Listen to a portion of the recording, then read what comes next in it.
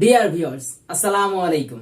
মহিবুল স্কেয়ারের পক্ষ থেকে কমপ্লিটিং সেন্টেন্সের দ্বিতীয় লেকচারে আপনাদের সবাইকে স্বাগত জানাচ্ছি। সাথে আছি আমি মোহাম্মদ মহিবুল্লাহ। চলুন আমরা লেকচার নম্বর 2 শুরু করি। তো ডিয়ার ভিউয়ার্স, আমরা দেখতে পাচ্ছি রুল নম্বর 8 আমরা প্রবেশ করিয়েছি। অলরেডি আমরা লেকচার 1 আপলোড করে দিয়েছি, সেখানে আমাদের রুল নম্বর 7 পর্যন্ত ছিল। তো এখানে দেখতে পাচ্ছেন রুল নম্বর 8 এ দেয়া আছে কিছু ওয়ার্ড বা ফ্রেজের পর ভার্বের সাথে আইএনজি হয়। কিছু ওয়ার্ড বা ফ্রেজের পর ভার্বের সাথে আইএনজি হয়। এখন সেই ওয়ার্ডগুলো কি কি সেগুলো আমাদেরকে জানতে হবে।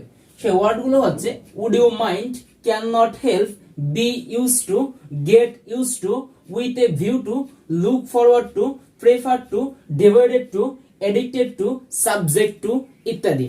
আচ্ছা, এখানে একটু কথা আছে, সেটা হচ্ছে বি ইউজ টু এবং গেট ইউজ টু।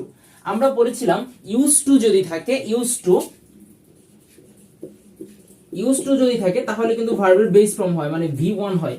কিন্তু ইউজ টু এর পূর্বে যদি বি অথবা গেট কিছু থাকে, বি মানে বি ভার্ব, তার মানে এখানে যদি হয় was use to, were use to, এইসব কিছু হলে অথবা গেট ইউজ টু, তাহলে কিন্তু আমরা ভার্বের সাথে আইএনজি যুক্ত করে দেব।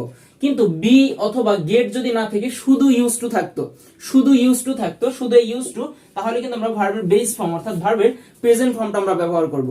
কিন্তু যেহেতু এখানে বি অথবা গেট আছে, সো সেক্ষেত্রে আমরা ভার্বের সাথে আইএনজি যুক্ত করব। এখানেই এটাই দেওয়া হয়েছে, আশা করি বুঝতে পারলেন। এরপরে কথা হচ্ছে এখানে নোট দেয়া আছে ফ্রেজাল ইউজ অফ টু, অর্থাৎ এখানে দেখেন যতগুলো টু আছে শুধু টু না। আমরা জানি প্রেপোজিশন টু এর পর ভার্বের বেস ফর্ম হয়, কিন্তু ফ্রেজাল ইউজ অফ টু তাহলে কিন্তু আমরা ভার্বের সাথে আইএনজি করে দিব।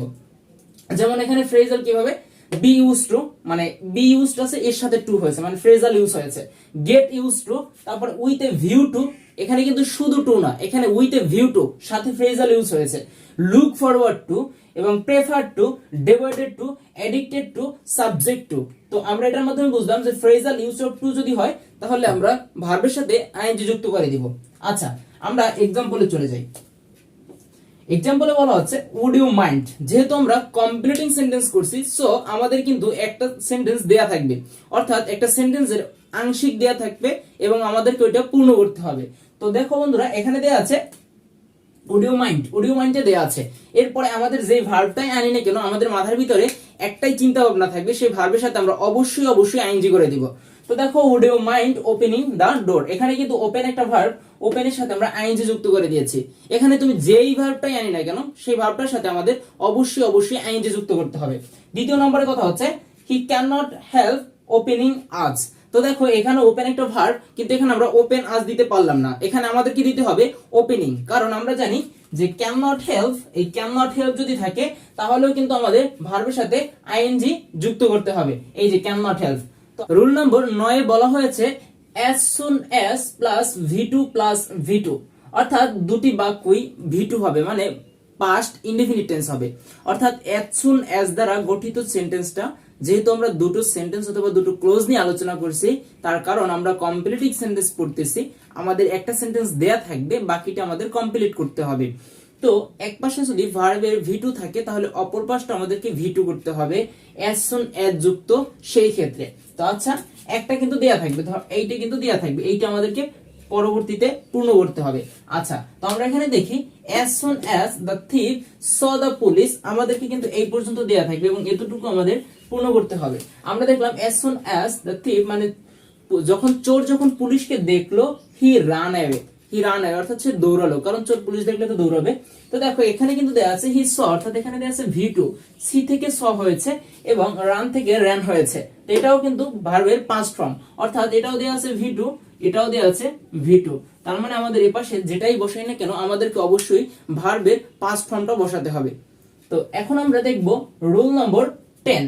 রুল নম্বর 10 এ বলা হয়েছে যে আফটার অথবা বিফোর দ্বারা যুক্ত, অর্থাৎ আফটার আর বিফোর কনজাংশনের মতো যখন কাজ করবে, তখন আফটার এর ক্ষেত্রে পরে হবে v3, আগে হবে v2। এই v3 মানে হচ্ছে পাস্ট পারফেক্ট টেন্স এবং v2 মানে হচ্ছে পাস্ট ইনডেফিনিট টেন্স। আশা করি আমরা বুঝলাম। তার মানে v3 মানে পাস্ট পারফেক্ট, v2 মানে পাস্ট ইনডেফিনিট। এবং V4 এর ক্ষেত্রে V3 মানে হচ্ছে পাস্ট পারফেক্ট এবং V2 মানে হচ্ছে পাস্ট ইনডেফিনিট। তো একটা ব্যাপার খেয়াল করলে দেখা যায় যে বিফোর শব্দের অর্থ হচ্ছে পূর্বে এবং আফটার শব্দের অর্থই হচ্ছে পরে। তো আমরা জানবো যে V3 টা সবসময় পরে বসে, অর্থাৎ বিফোর হলে এটার পূর্বে বসবে, অর্থাৎ যেহেতু এর অর্থই হচ্ছে পূর্বে তার মানে বিফোর এর পূর্বে হবে V3 এবং আফটার এর অর্থই যেহেতু পরে তার মানে আফটার এর পরে হবে V3। আশা করি বুঝতে পারছি। এরপরে ব্যাপারটা হচ্ছে আফটার বিফোর দ্বারা অতীতের দুটি ঘটনা যুক্ত থাকলে, অর্থাৎ আফটার এবং বিফোর দ্বারা যদি অতীতকালের দুটো ঘটনা যুক্ত থাকে তখন আফটার এর পরে হবে V3 এবং আগে হবে V2, যেটা এখানে শর্টকাটে দেখানো হয়েছে। এবং বিফোর এর আগে হবে V3 এবং পরে হবে V2। আমরা দেখতে পাচ্ছি বিফোর এর আগে হচ্ছে V3 এবং পরে হচ্ছে V2। এরপরে আমরা एग्जांपल দেখি। एग्जांपले বলা হয়েছে he had written the book। এখানে দেখতে পাচ্ছি আমরা বিফোর আছে, বিফোর দ্বারা যুক্ত, তার মানে বিফোর দ্বারা যুক্ত হলে আগে দিতে হবে আমাদেরকে পাস্ট পারফেক্ট টেন্স এবং পরেরটা করতে হবে পাস্ট ইনডেফিনিট, কারণ বিফোর দ্বারা যুক্ত হয়েছে দুটি ঘটনা অতীতকালের। তাহলে আমরা আগেরটা পাস্ট পারফেক্ট মানে he had written, এটা পাস্ট পারফেক্ট দেয়া আছে, তো আমাদেরকে এইটা পূর্ণ করতে হবে অর্থাৎ কমপ্লিট করতে হবে। সেক্ষেত্রে দেখো এখানে দেয়া আছে he retired, মানে এখানে ভার্বের পাস্ট ফর্ম ব্যবহার করা হয়েছে অর্থাৎ পাস্ট ইনডেফিনিট টেন্স। এরপরে আমরা আরেকটা রুল দেখব, দেখব এখানে বলা হচ্ছে he told me his name। আচ্ছা এখানে দেয়া আছে কিন্তু আফটার, আমাদের রুল অনুযায়ী এখানে দেয়া আছে আফটার। আমরা জানি আফটার এর ক্ষেত্রে কি হয়, পরে হয় ভার্বের V3 অর্থাৎ পাস্ট পারফেক্ট টেন্স এবং আগে হয় V2 মানে পাস্ট ইনডেফিনিট টেন্স। তো আমরা এখানে দেখতে পাচ্ছি he told me his name, এখানে told মানে পাস্ট ইনডেফিনিট টেন্স অর্থাৎ V2 ব্যবহার করা হয়েছে এবং he had left এর লিভ থেকে লেফট হয়েছে, তো he had left এটা কিন্তু আমাদের V3 এর ব্যবহার হয়েছে, V3 ব্যবহার হয়েছে। তো আমরা দেখলাম যে আফটার এর পরে হয় V3, আফটার এর পূর্বে হয় V2 এবং বিফোর এর ক্ষেত্রে উল্টোটা, অর্থাৎ বিফোর এর ক্ষেত্রে আগে হয় V3 পরে হয় V2। তবে এর একটা ব্যতিক্রম আছে, সেই ব্যতিক্রম নিয়মটা আমি মুখে মুখে বলে দেই, যারা যারা এই ক্লাসটা করতেছে অবশ্যই খাতা কলম নিয়ে করবে আর এই ব্যতিক্রম নিয়মটা খাতায় পাশে নোট করে রেখে দিবে। সেটা হচ্ছে as soon as এবং আফটার এবং বিফোর এর ক্ষেত্রে একটা ব্যতিক্রম নিয়ম আছে। সেই ব্যতিক্রম নিয়মটা হচ্ছে, দেখো এখানে আমরা বলে দিচ্ছি এক পাশটা পাস্ট টেন্সে হবে, পরেরটাও পাস্ট টেন্সে হবে, মানে একটাও হবে পাস্ট ইনডেফিনিট এবং পরের যে সেন্টেন্সটা আমরা করব সেটাও হবে পাস্ট ইনডেফিনিট। এবং এই ক্ষেত্রে বলেছি যে এইটা যদি হয় V3 ওইটা হবে V2, এইটা যদি হয় V2 ওইটা হবে V3, সেটা আমরা বলে দিয়েছি। কিন্তু ব্যতিক্রমটা হচ্ছে যদি ভাইয়া এই পাস্ট টেন্সে নাই থাকে, অর্থাৎ যিনি এক্সামিনার যিনি প্রশ্নটা করবেন তিনি যদি প্রশ্নটা এমন ভাবে করেন যে একটা পাশ থাকবে প্রেজেন্ট টেন্সে অর্থাৎ প্রেজেন্ট ইনডেফিনিটে, তাহলে আমরা অপর পাশটা কিভাবে করব? তার মানে কি প্রশ্নটা ভুল? না, তার মানে প্রশ্নটা ভুল না। সেই ক্ষেত্রে আমাদের কি করতে হবে যে একটা পাশ যদি প্রেজেন্ট ইনডেফিনিটে থাকে তাহলে অপর পাশটা অবশ্যই আমাদেরকে ফিউচার ইনডেফিনিটে গঠন করতে হবে। এটা নোট দিয়ে পাশে লিখে রাখতে পারো। আর এটা হচ্ছে একটা ব্যতিক্রম, এই রুলটা হচ্ছে ব্যতিক্রম। তবে এইটা দিয়ে বেশিরভাগ সময় আসতে দেখা যায়, এই ব্যতিক্রমটা খুবই কম দেখা যায়। তারপরেও জানার জন্য জানলাম আর কি, যে ব্যতিক্রম হচ্ছে এই as soon as, আফটার এবং বিফোর এর পূর্বে যদি প্রেজেন্ট ইনডেফিনিট থাকে তাহলে পরে আমরা ফিউচার ইনডেফিনিট করে দেব। তো রুল নম্বর 11তে বলা হয়েছে টু টু যুক্ত, এর অর্থ হচ্ছে এ তো যে না, ঠিক আছে। আচ্ছা টু টু যুক্ত একটা সেন্টেন্সের স্ট্রাকচারটা কি হবে? সেই স্ট্রাকচারটা হবে subject plus verb plus to plus adjective অথবা অ্যাডভার্বের একটা কিছু আসবে, এরপরে টু, তারপর V1, তারপর হচ্ছে এক্সটেনশন। তো আমরা এটা দেখি কিভাবে করতে পারি। তো প্রিয় বন্ধুরা দেখো এখানে বলা হয়েছে হি ইজ টু ডিসঅনেস্ট, এ পর্যন্ত কিন্তু দেয়া থাকবে, আমাদের বাকি সেন্টেন্সটা আমাদের কমপ্লিট করতে হবে। তো দেখো এই পর্যন্ত দেয়া আছে টু ডিসঅনেস্ট, মানে এখানে অ্যাডজেক্টিভ অ্যাডভার্ব পর্যন্ত দেয়া থাকবে। এরপরে টু যুক্ত দেখলি এর পরবর্তীতে আমরা একটা টু যুক্ত আনবো, অর্থাৎ এই টুটা আমাদেরকে আনতে হবে। তো দেখো এখানে কিন্তু টু দেয়া আছে কিন্তু এই টুটা কিন্তু দেয়া নাই, এটা কিন্তু আমাদেরকে দিতে হবে। তো আমরা এখানে টু দিলাম এবং টু এর পর একটা V1 ভার্বের বেস ফর্মটা দিতে হবে, যেটা দিয়েই করো অর্থের সাথে সঙ্গতি রেখে যে কোনোটা দিলেই হবে, কিন্তু এখানে কিন্তু ভার্বের বেস ফর্মটা দিতে হবে, যে ব্যাপারটা আমি এখানে লিখে দিয়েছি। এরপর হচ্ছে এখানে টু স্পিক দা ট্রুথ। আচ্ছা এরপরে হচ্ছে রুল নম্বর 12তে বলা হয়েছে উইশ ফেন্সি, এরপরে কি হবে? Subject plus V2 plus extension, অর্থাৎ উইশ অথবা ফেন্সি দ্বারা যদি কোনো সেন্টেন্স থাকে তাহলে উইশ অথবা ফেন্সির পরে একটা সাবজেক্ট আসবে, এরপরে যেই ভার্বটা আসবে সেই ভার্বের পাস্ট ফর্মটা হবে। তবে এখানে বলা হয়েছে উইশ এর পরে যদি বি ভার্ব হিসেবে সর্বদা ওয়্যার বসে, অর্থাৎ আমরা জানি যে ভার্ব হিসেবে সর্বদা V2 হবে, অর্থাৎ যে কোনো ভার্ব, ওয়ার্ক থাকলে ওয়ার্কড হবে, সি থাকলে স হবে, এরকমের, রান থাকলে র্যান হবে, এরকমের, অর্থাৎ প্রত্যেকটা ভার্বের V2 হবে। কিন্তু যদি বি ভার্ব হিসেবে থাকে, তা আমরা জানি বি ভার্বের V1 হচ্ছে এম ইজ আর, তবে V2 হচ্ছে ওয়াজ এবং ওয়্যার। কিন্তু কথা হচ্ছে বি ভার্ব হিসেবে অলওয়েজ, সর্বদা আমরা ওয়্যার ব্যবহার করব। যদি বি ভার্ব হিসেবে ব্যবহার করতে হয় তাহলে ওয়্যার ব্যবহার করতে হবে। তো আমরা এখানে এক্সাম্পলটা দেখি। এক্সাম্পলে বলা হয়েছে I wish I won the lottery. এখানে কিন্তু উইন থেকে ওন হয়েছে, অর্থাৎ এখানে V2 হয়েছে, এটা আমরা বুঝলাম। কিন্তু দ্বিতীয় বাক্যে বলা হয়েছে আই উইশ আই ওয়্যার। আমরা জানি আই হচ্ছে একটা সিঙ্গুলার সাবজেক্ট, এরপর অবশ্যই একটা সিঙ্গুলার ভার্ব দরকার। কিন্তু আই উইশ আই ওয়্যার কেন? এখানে তো ওয়াজ হওয়ার কথা ছিল, অথবা আই অ্যাম হওয়ার কথা ছিল। কিন্তু আমরা জানি বি ভার্ব হিসেবে সর্বদা ওয়্যার বসে। বি ভার্ব হিসেবে কোনো সময় আমরা ওয়্যার ছাড়া বসাতে পারবো না। উইশের পরে বি ভার্ব হিসেবে সর্বদা ওয়্যার বসে, এই কারণে আমরা এখানে ওয়্যার বসিয়েছি। আশা করছি এটা আমরা সকলেই খুব সুন্দরভাবে বুঝতে পেরেছি। আমাদের এর মাধ্যমে আমাদের রুলগুলো শেষ হয়ে গেল। কিন্তু ভাইয়া, যাদের এই রুলগুলোর ভিতর থেকে কমন পড়বে না, তাদের জন্য একটা সুন্দর অ্যানাউন্সমেন্ট আছে।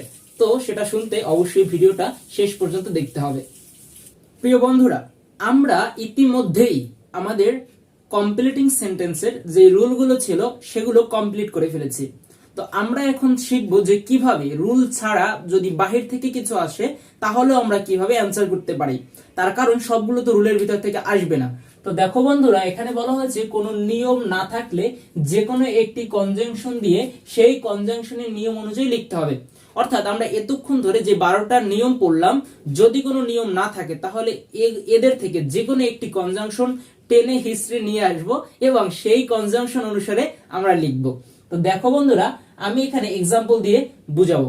এরপরে আরো একটা ব্যাপার আছে, যদি সেটাও না বুঝেন তাহলে অর্থ অনুযায়ী যে কোনো একটা প্রেপোজিশন আনবেন।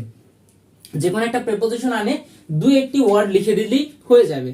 কারণ আপনাকে এখানে সেন্টেন্সটা কমপ্লিট করতে বলেছে, আপনাকে কোনো একটা বাংলার অর্থের অনুবাদ করতে বলেনি, তার মানে যেটা এক্স্যাক্টলি হতেই হবে। আপনি কমপ্লিট যে কোনো ভাবেই করতে পারেন, অর্থের সাথে মিল রেখে কমপ্লিট করলেই হলো। আচ্ছা, তো দেখো এখানে বলা হচ্ছে দে আর টকিং, এই পর্যন্ত দেয়া আছে দে আর টকিং। এখন ভাইয়া আমরা এতক্ষণ এত রুল পড়লাম, কিন্তু এই দে আর টকিং এর পরে কি হবে এই রুলটা কিন্তু আমরা পড়িনি। তো দেখো এই কারণে আমরা এখানে দো অথবা অলদোর যে নিয়মটা পড়েছি সেখান থেকে আমরা দোকে টেনে নিয়ে আসলাম।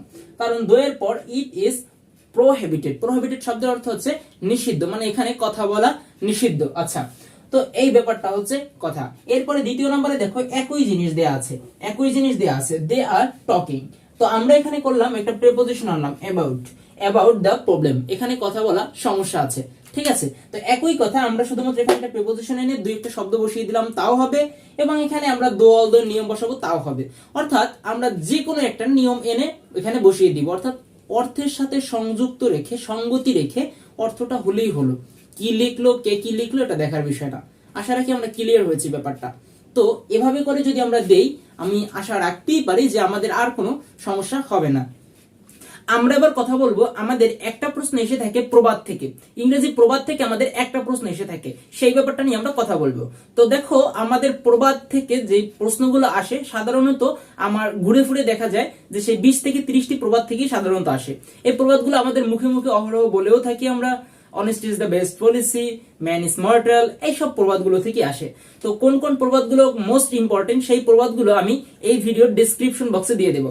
সো সেখান থেকে দেখে নেবে, কারণ প্রবাদগুলো এখানে লিখলে অনেক সময় যাবে। সো সেখান থেকে দেখে নেবে। আর আশা রাখি এই প্রবাদগুলো দেখলে ইনশাআল্লাহ একটা প্রশ্ন আসবে, সেটা কমন পেয়ে যাবে। ডিয়ার ভিউয়ার্স, আমরা কমপ্লিটিং সেন্টেন্সের লেকচারটা এই মুহূর্তে শেষ করলাম। তো আশা রাখি প্রথম লেকচার এবং দ্বিতীয় লেকচারটা যারা দেখবেন তাদের কমপ্লিটিং সেন্টেন্সে আর কোনো সমস্যা থাকবে না। তারপরেও যাদের সমস্যা থাকবে আমি বলবো বারবার দেখুন, অর্থাৎ 2-3 বার অন্তত দেখুন, তাহলে আর আপনার কমপ্লিটিং সেন্টেন্সে কোনো সমস্যা থাকবে না বলেই আশা করি। তো মহিবুল কেয়ারের পক্ষ থেকে এটা ছিল কমপ্লিটিং সেন্টেন্সের শেষ লেকচার। তো আপনারা যদি একটু হলেও উপকৃত হয়ে থাকেন তাহলে অবশ্যই মহিবুল কেয়ার চ্যানেলটি সাবস্ক্রাইব করে দিবেন এবং ফেসবুক পেজ এবং ফেসবুক গ্রুপে অবশ্যই জয়েন হয়ে নেবেন। এবং কোন কোন টপিকের উপর ভিডিও চান সেগুলো অবশ্যই কমেন্ট বক্সে জানাতে ভুলবেন না। আমি চেষ্টা করব খুব সহজেই মহিবুল কেয়ার ইউটিউব চ্যানেলে ফুটিয়ে তোলার চেষ্টা করব ইনশাআল্লাহ। তো সবাই ভালো থাকবেন, সুস্থ থাকবেন, এই প্রত্যাশায় আজকের মতো এখানে বিদায় নিচ্ছি। খোদা হাফেজ।